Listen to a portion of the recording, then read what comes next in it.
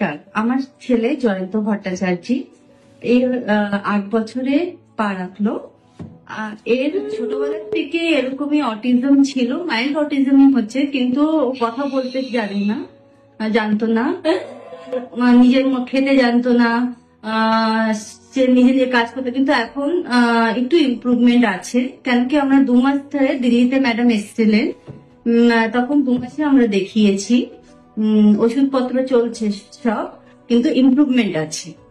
Improvement হয়েছে বলে আমরা এখন পঞ্চকর্মা ট্রিটমেন্টের মধ্যে আমরা যেতে চাই, আর আমরা এই ট্রিটমেন্টটা নিতে চাই।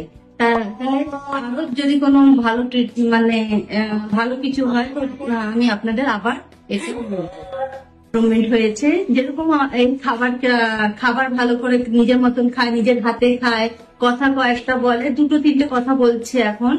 দাদা এইসব কথা বলছে, দাদা বলছে, মামা বলে, অনেক কিছুই বলার চেষ্টা করে। পড়াশোনা করার জন্য ও চেষ্টা করে, কিন্তু এখনো করতে পারছে না।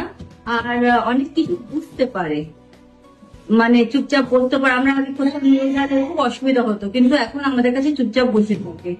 এই জন্য অনেক ইমপ্রুভমেন্ট আছে, বাট এই জন্য আমাদের খুব ভালো লেগেছে। আমরা এই জন্য পঞ্চকর্মাটা করতে চাই, যাতে আরো ইমপ্রুভমেন্ট ওর ফিউচারে হোক। Thank you.